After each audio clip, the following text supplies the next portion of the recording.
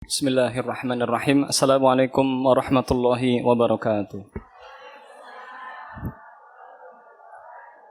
Alhamdulillahirabbil alamin wassalatu wassalamu ala asyrafil anbiya'i wal mursalin nabiyina wa sayyidina Muhammadin wa ala alihi wa sahbihi ajma'in. Para ummahat kaum muslimat, ibu-ibu yang saya muliakan,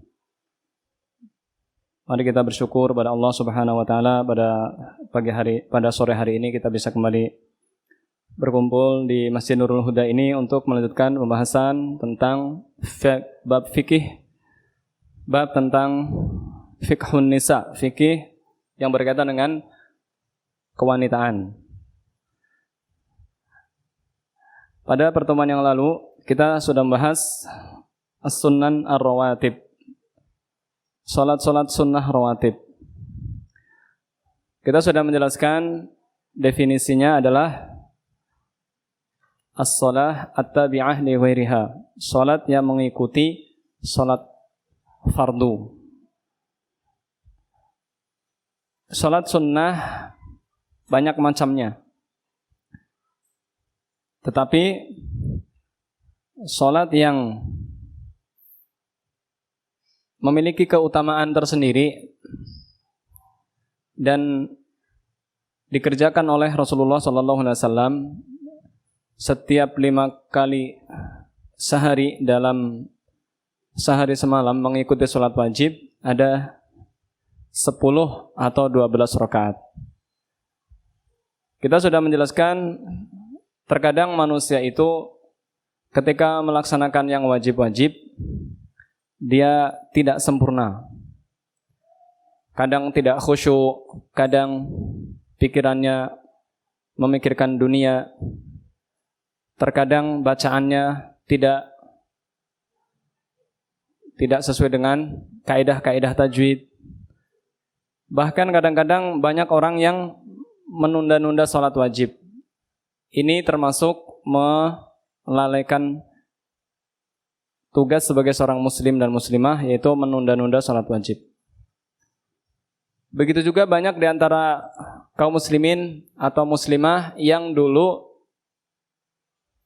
pernah meninggalkan sholat-sholat wajib karena mungkin belum mendapatkan hidayah, dalam arti menganggap sepele, nggak sholat nggak apa-apa, padahal itu dosa besar. Di dalam Islam, kewajiban-kewajiban yang banyak terjadi kekurangan di sana-sini bisa ditambal, bisa ditutupi kekurangan itu dengan salat wajib, dengan salat sunnah. Ada zakat, ada sedekah. Ada salat wajib, ada salat sunnah. Ada haji, ada umrah. Dan ada banyak hal-hal lain yang itu semuanya sebagai bentuk mendekatkan diri kepada Allah Subhanahu wa taala.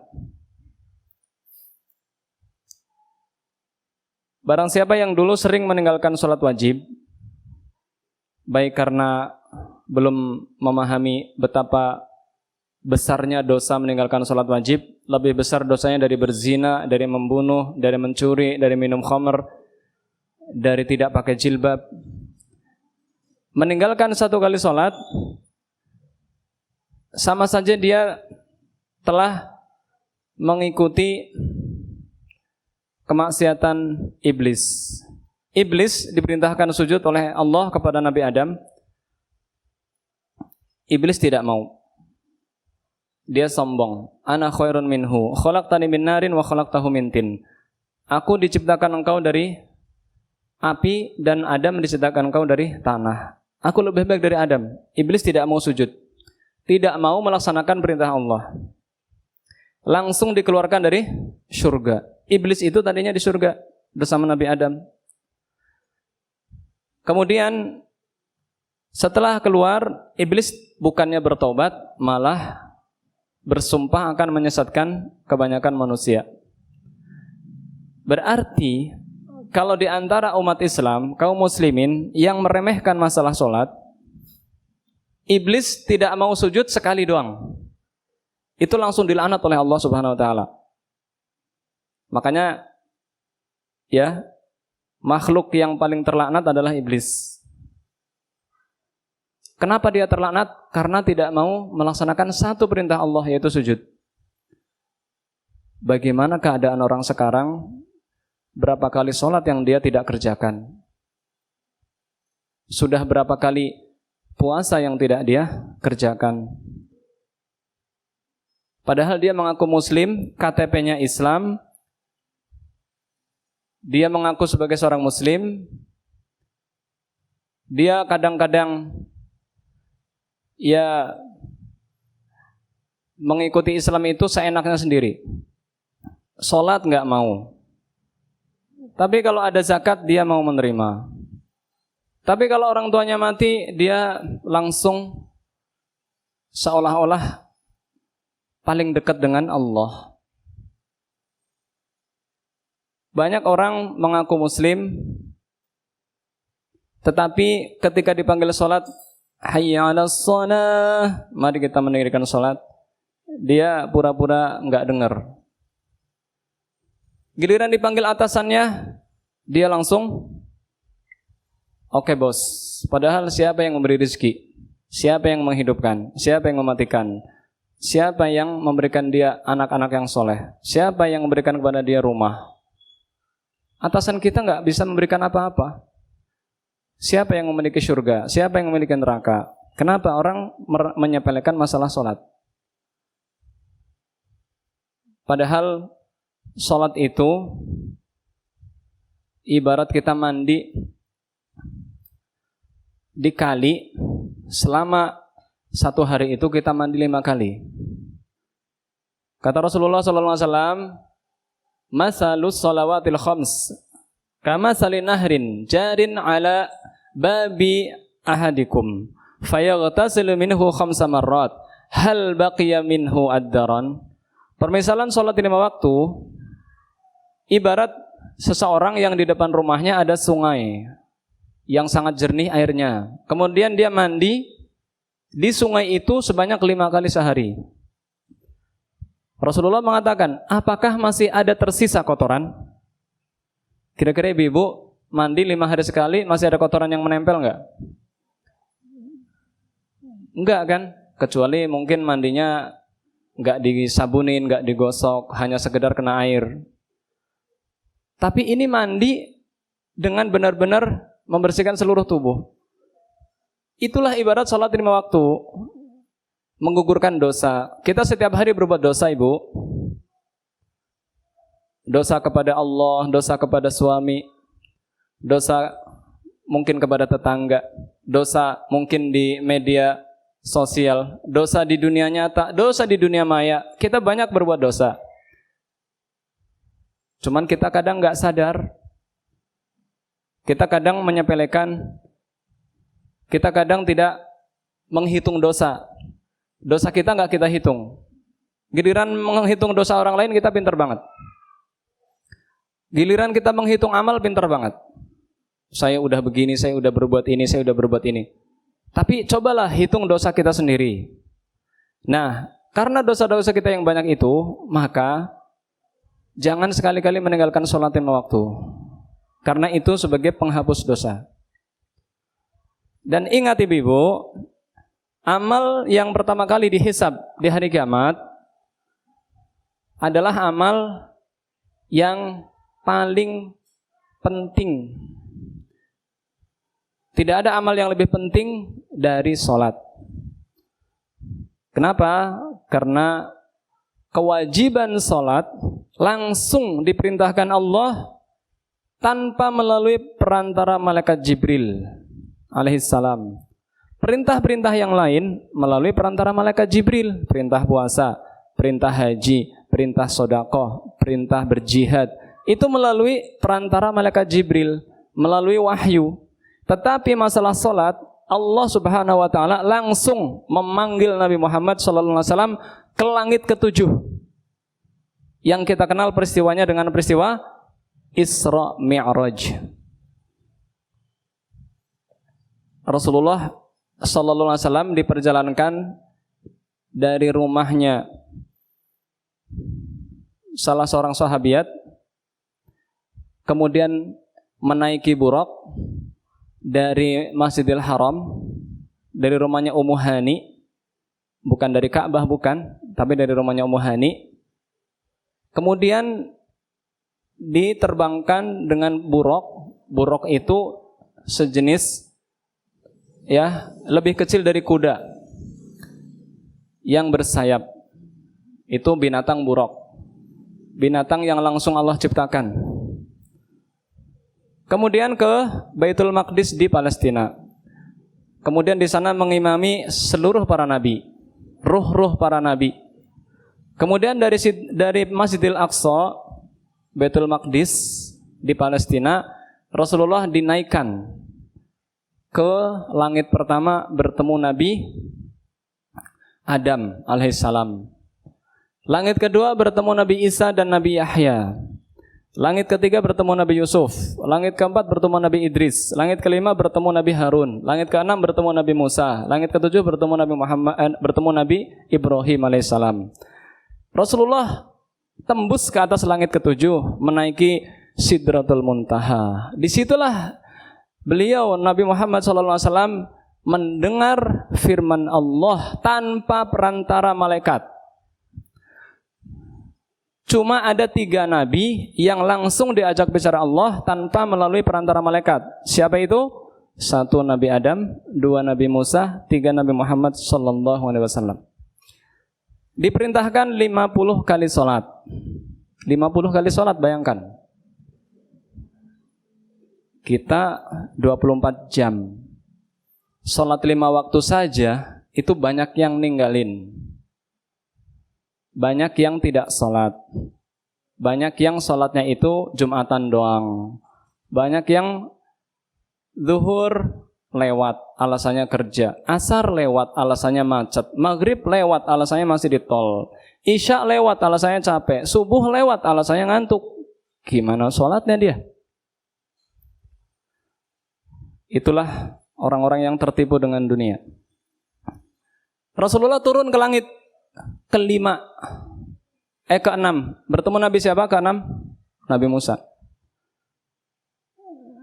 Nabi Musa bertanya, ya Muhammad, apa yang diperintahkan Allah kepada umatmu? Sholat 50 waktu. Nabi Muhammad SAW berkata, sholat 50 waktu wahai Musa. Nabi Musa mengatakan, irji' ila rabbik, kembali kamu naik menghadap Allah. Mintalah keringanan, umatmu tidak bakal mampu. Kemudian Rasulullah naik lagi dengan buraq, mendengar firman Allah, turun 5, jadi 45. Turun lagi ketemu Nabi Musa, naik lagi, minta turun lagi 5, jadi 40. Naik turun selama 8 kali, jadi 5 kali. Coba sekarang ibu-ibu, kita cuma 5 kali sehari semalam. Apakah semua umat Islam sholat? Tidak. Banyak yang sholat atau banyak yang gak sholat? Banyak yang gak sholat. Itu sudah menjadi kenyataan yang sangat menyedihkan.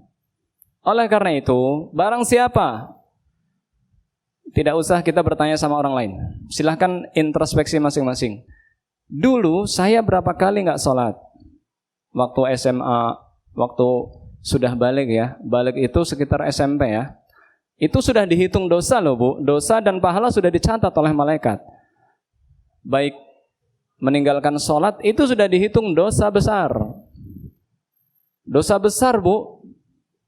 Bahkan para ulama mengatakan orang yang tidak sholat sama sekali seumur hidupnya gak sholat, kalau mati jangan disolati. Di kuburannya jangan di kuburan umat Islam. Karena dia udah kafir. Dan tidak boleh kita warisi. Coba ibu-ibu, kalau misalkan ada orang tua dari seseorang seumur hidup nggak sholat, Jumatan enggak, Idul Fitri enggak, 5 waktu apalagi, tapi ngakunya Muslim, KTP-nya Islam. Para ulama mengatakan kalau dia nggak sholat sama sekali, jangan disolati. Terutama seorang tokoh agama, seorang ustadz, seorang kiai, seorang dai, jangan menyolati. Supaya jadi peringatan orang-orang yang masih hidup.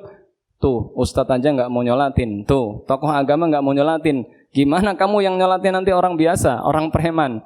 Ustadz nggak mau nyolatin, tokoh agama nggak mau nyolatin. Nah, ini sebagai hukuman supaya nanti orang yang hidup, waduh, nanti saya gimana ya kalau mati nggak disolatin sama orang soleh. Nah, itulah saking berbahayanya masalah solat. Siksaan yang paling berat adalah siksaan orang yang meninggalkan solat. Di neraka apa bu orang yang tidak solat? Ada neraka khusus buat orang yang tidak solat. Neraka apa? Sakor. Qalun ma salakakum fi sakor. Apa yang menyebabkan kalian masuk neraka sakor? Qalu lam naku minal musallin wa lam naku nut'imul miskin wa kunna nakhudu ma'al khaidin hatta atana al-yaqin. Para penduduk surga bertanya-tanya, illa ashabul fi jannati yatasaalun. Golongan kanan di surga mereka sering bertanya-tanya. Nanti bu, penduduk surga itu bisa ngobrol sama penduduk neraka. Qalu ma salakakum fi saqar. Wahai penduduk neraka, apa sih yang menyebabkan kamu masuk neraka sakor? Penduduk neraka bisa jawab, qalu lam naku minal musallin. Kami dulu tidak termasuk orang-orang yang sholat. Ini bu, ada neraka khusus buat para peninggal sholat, para pemalas orang yang tidak mau sholat, neraka sakor. Dan tidak menganjurkan untuk memberi makan orang miskin. Dan kami dulu suka mencela orang-orang soleh, suka mencela orang-orang yang baik, sampai datang kematian pada kami. Itulah siksaan orang yang meninggalkan sholat. Ya, oleh karena itu hati-hatilah dan peringatkanlah keluarga kita. Jika ada anggota keluarga kita yang dulu sering gak sholat, sekarang harus tobat. Kalau tobat, maka harus memperbanyak sholat sunnah. Tidak usah dikodok sholat-sholat yang dulu ditinggalkan, karena kita gak mampu. Dan juga tidak boleh dibayar. Saya dulu gak sholat mungkin ada 100 kali atau 1000 kali. Udahlah saya mau bayar pakai duit. Gak bisa. Sholat itu tidak bisa gugur dengan harta. Begitu juga kalau ada orang mati. Dia mati. Selama dia sakit, sebulan sakit, gak sholat sama sekali. Padahal dia masih bisa sholat dengan duduk, dengan berbaring. Kemudian dia nggak sholat, kemudian ngumpulin orang-orang untuk membayar fidyah sholatnya, katanya ini tidak ada dalam Islam, tidak pernah diajarkan Rasulullah Sallallahu Alaihi Wasallam. Karena kewajiban sholat itu kewajiban individu, tidak bisa digantikan orang lain. Kecuali haji bisa digantikan orang lain, haji badal. Kecuali sedekah bisa digantikan orang lain, sholat tidak bisa. Satu-satunya ibadah yang tidak bisa digantikan oleh orang lain adalah sholat. Walaupun dia sakit parah, walaupun dia stroke, walaupun dia terkena penyakit yang tidak bisa sembuh, tetap wajib sholat. Tetapi tata caranya sesuai dengan kemampuan. Shallu qa'iman, sholatlah dengan berdiri. Fa ilam tastati' fa qa'idan, dengan duduk. Fa ilam tastati' fa 'ala janbi. Kalau enggak mampu duduk, dengan berbaring miring. Kalau enggak bisa miring, dengan telentang. Kalau enggak bisa telentang, semampunya. Bisa dengan anggukan kepala, bisa dengan gerakan tangan, bisa dengan kedipan mata. Yang penting ingat, ini adalah waktu sholat. Kemudian dia niat dalam hati sholat. Ya, oleh karena itu hati-hatilah para ibu-ibu kaum muslimah. Jangan menyepelekan masalah sholat. Kita sudah menjelaskan kemarin, sholat sunnah rawatib ada 12. Yang pertama adalah 2 rakaat sebelum subuh. Pahalanya sangat besar. Dan orang yang mengerjakan 2 rakaat setelah subuh adalah orang yang mendapatkan pujian dari malaikat dan dihadiri oleh para malaikat. wa qur'anal fajr inna qur'anal fajri kana mashhuda. Datangilah salat subuh bagi laki-laki, karena salat subuh disaksikan para malaikat. Dan setelah salat subuh, ya sebelum salat subuh kita disunahkan untuk salat sunnah qobliyah. Jangan sampai tinggalkan ibu-ibu. Lebih baik dari dunia dan seisinya. Lebih baik dari kekayaan orang yang paling kaya di dunia. Lebih baik dari hartanya Qarun, hartanya Nabi Sulaiman. Lebih baik dari itu. Karena dunia dan seisinya. Maka usahakan sebelum salat subuh, setelah kita bangun tidur, usahakan bangunnya sebelum adzan, pakai alarm untuk sholat tahajud, walaupun hanya 2 rakaat, witirnya 1 rakaat.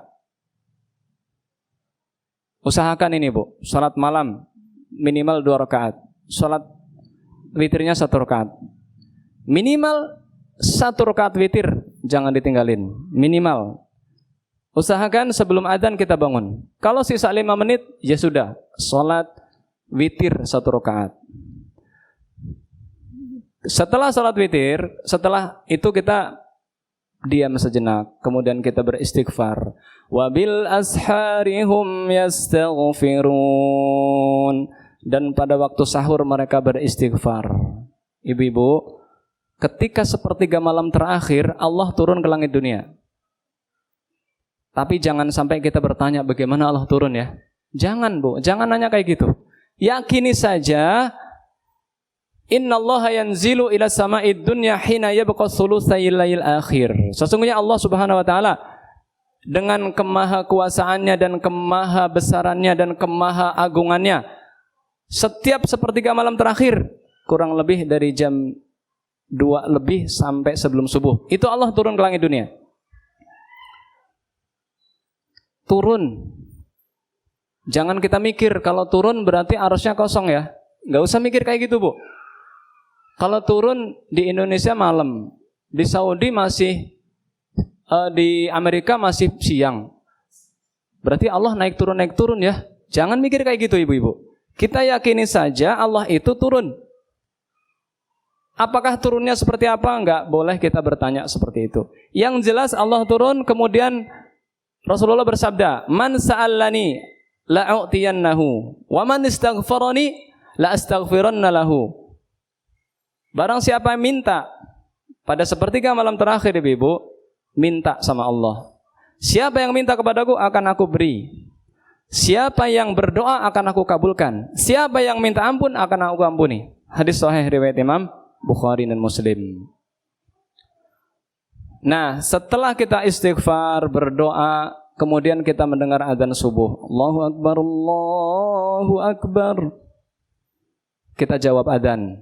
Allahu Akbar, Allahu Akbar. Jangan mainan HP, jangan lihat hal yang tidak bermanfaat.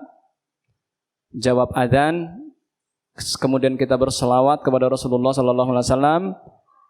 Menjawab adzan, Allahumma rabb hadhihi da'wati tammah wassalatil qa'imah ati Muhammadanil wasilata wal fadilah wab'athhu maqaman mahmudan alladzi wa'adtah. Udah nyampe situ.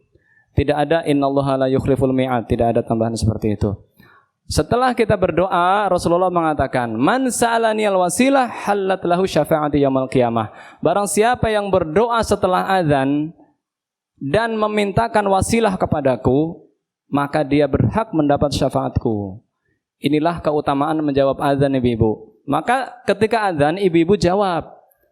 Udah hafal belum doa setelah adzan? Ayo bareng-bareng. Allahumma rabb hadhihi ad-da'wati tammah was-salatil qa'imah ati Muhammadanil wasilata wal fadilah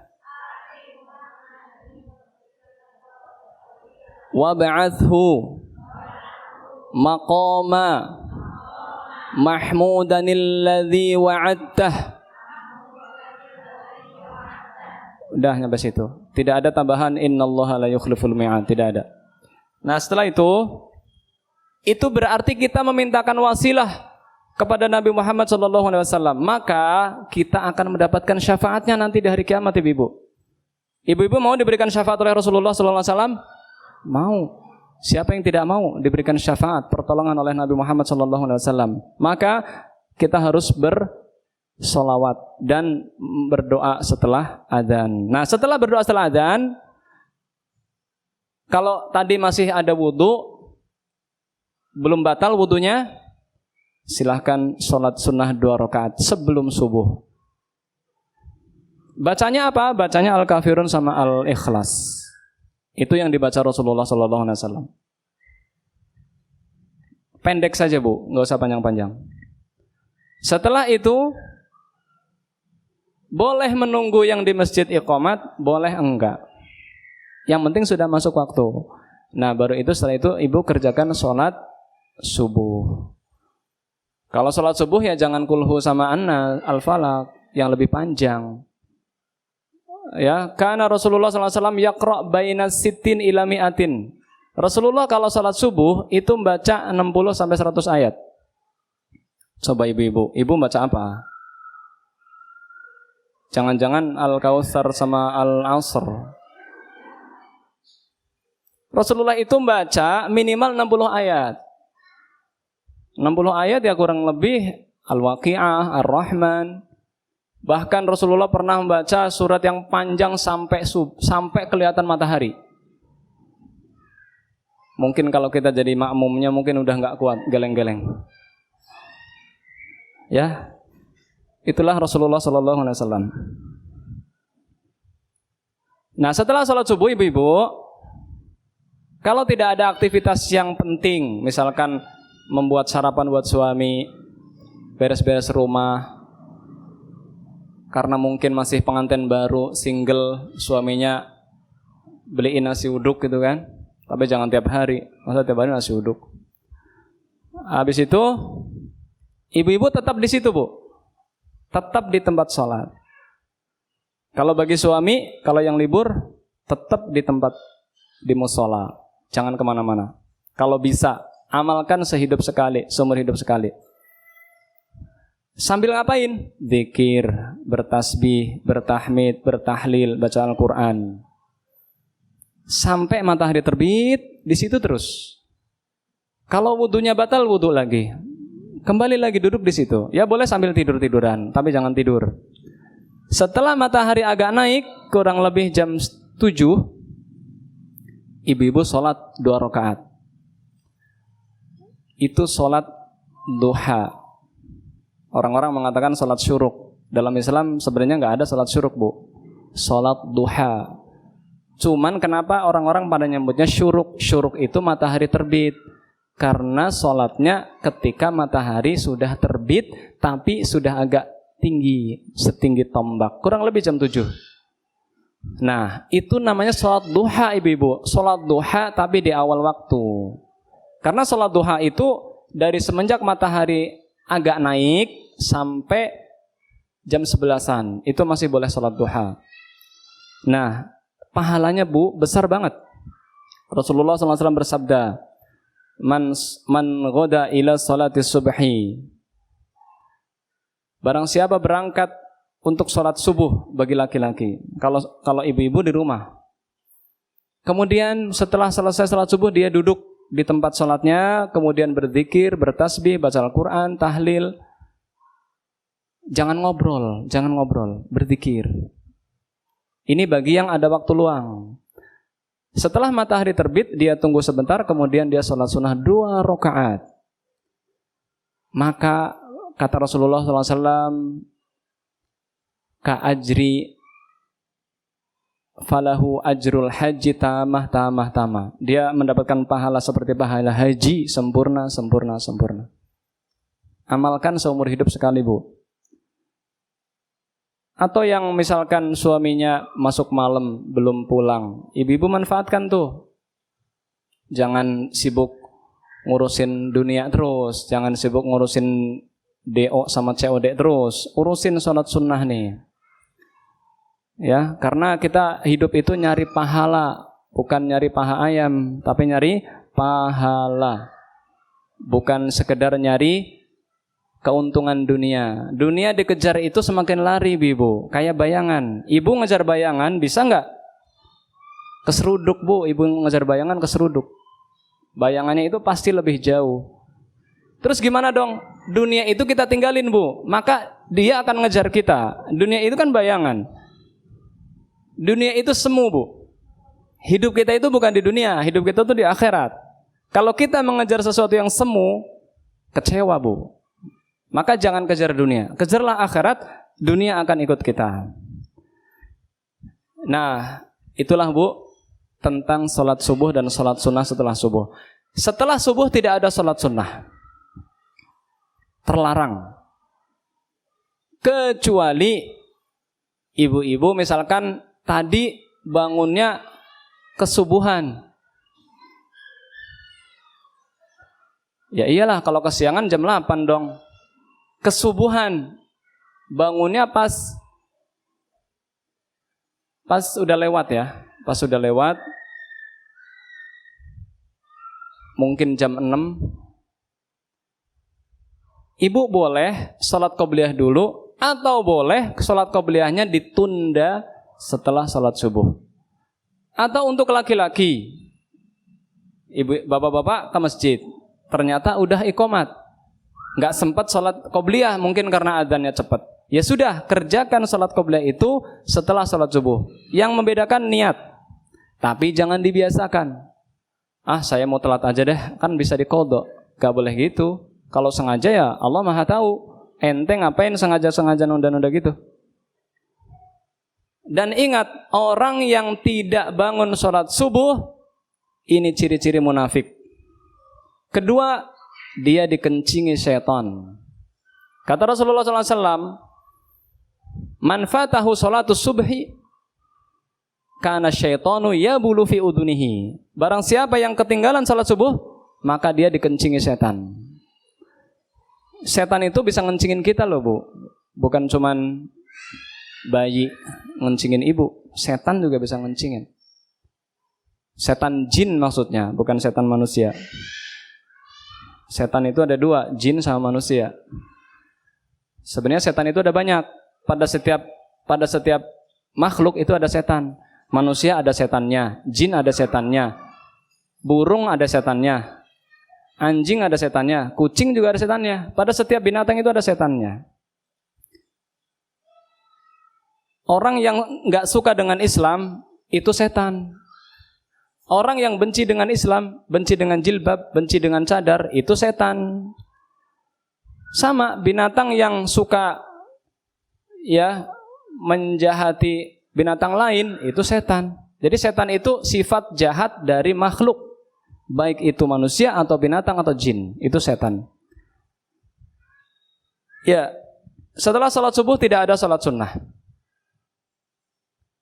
Tapi kalau kita misalkan pulang atau masuk masjid, kita mau sholat sunnah tahiyatul masjid, kajian misalkan, kajiannya ba'da subuh, kita masuk masjid. Wah, kan sekarang nggak boleh sholat sunnah setelah subuh. Iya, itu kalau nggak ada alasannya. Tapi kalau ada alasannya, saya sholat tahiyatul masjid, sholat menghormati masjid, maka boleh. Niatnya kan sholat tahiyatul masjid, ya. Kemudian 2, sholat duhur. Sholat duhur sebelumnya 4 rakaat. Qobliyah duhur 4 rakaat atau 2 rakaat. Semakin banyak rakaat sama-sama ikhlas, semakin bagus. Kita 4 rakaat ikhlas, 2 rakaat ikhlas. Lebih bagus mana? 4. Tapi kalau kita capek banget atau anak kita rewel, ya sudah 2 rakaat saja sebelum duhur. Rasulullah SAW kana la yada'u arba'an qabla dhuhri wa raka'ataini qabla al-ghadati. Dari Aisyah radhiyallahu anha, beliau berkata bahwa Rasulullah SAW tidak pernah meninggalkan 4 rakaat sebelum duhur dan 2 rakaat sebelum subuh.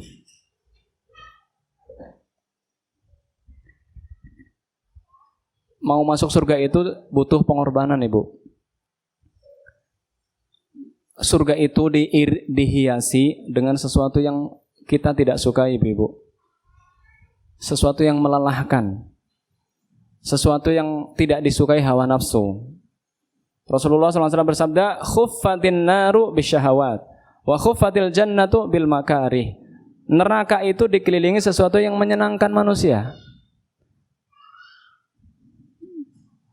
Berjudi menyenangkan, kalau pas lagi menang gitu kan. Zina mungkin menyenangkan bagi yang merasa senang. Minum khamr mungkin menyenangkan. Tidak sholat menyenangkan menurut mereka mungkin. Nah, itulah jalan-jalan ke neraka, disukai oleh hawa nafsu. Tetapi jalan menuju surga itu dibenci. Aduh, berat. Mau sholat subuh, bangun. Ya Allah, ada mepol, orang kuat kayak kena tangi. Itu berat. Ya, apalagi pengantin baru. Ya kan? Baru sehari 2 hari. Aduh, sholat subuhnya ntar dulu ya Allah. Aduh, gimana kalau mati kamu pas pengantin baru? Ya. Atau dia lagi airnya dingin banget. Kayak di puncak misalkan. Ya tinggal direbus airnya, Bu. Kita wudu pakai air anget. Boleh, Bu, wudu pakai air anget. Enggak masalah. Kalau lagi sakit, aduh, enggak kuat air nih. Ya sudah tayamum. Islam itu mudah kok. Enggak kuat wudu ya tayamum. Enggak kuat mandi ya tayamum. Ya Allah, saya junub tapi enggak kuat mandi. Gimana ya Allah? Ya sudah, direbus dulu airnya. Enggak kuat juga, ya udah tayamum. Islam itu agama mudah. Semuanya ada solusinya. Jangan mencari-cari alasan. Aduh, masjidnya jauh. Aduh, masjidnya jalannya becek. Jalan menuju surga itu berat, Bu.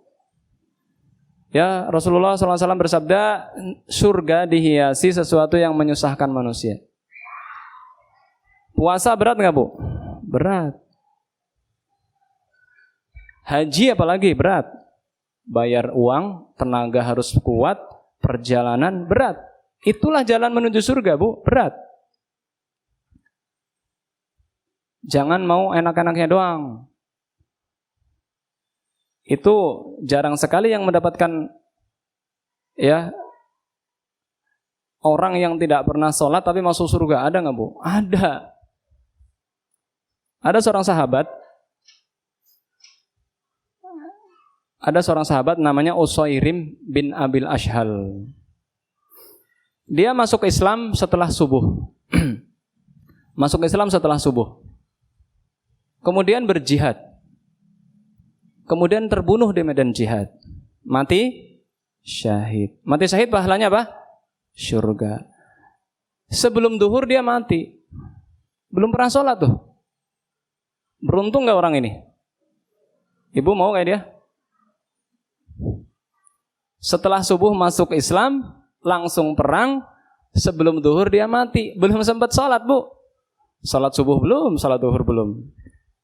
Tapi karena dia sudah bertaubat dan masuk Islam, dosa-dosa yang lalu dihapus semua. Al-Islamu yajubbu ma qablahu. Islam menghapuskan dosa-dosa yang lalu. Apalagi kita yang sudah Islam dari dulu, Bu. Harapan untuk masuk surga besar. Tapi ingat, jadilah muslim muslimah yang masuk Islam dengan kafah, keseluruhan, jangan pilih-pilih. Dan setelah zuhur 2 rakaat.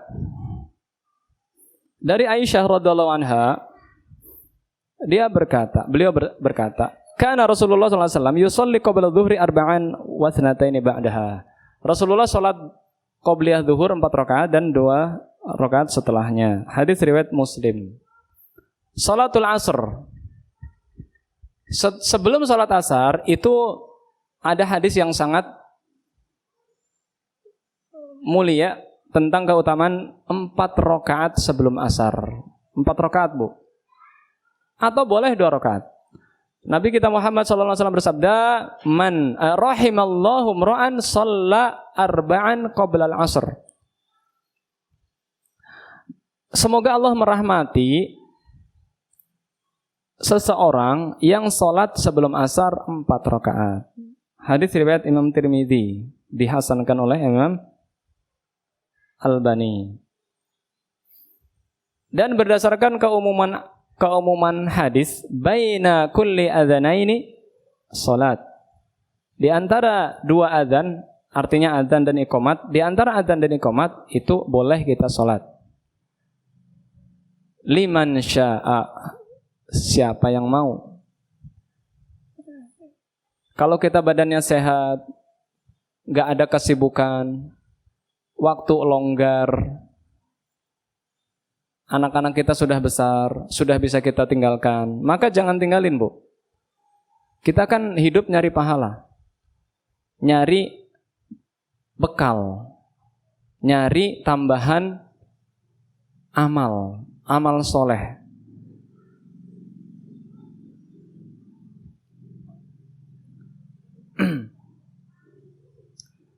Adapun setelahnya, para ulama telah berselisih.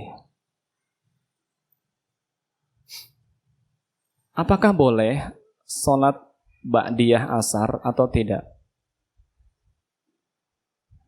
Ada yang mengatakan boleh berdasarkan hadis Nabi Muhammad tidak pernah meninggalkan 2 rakaat setelah asar.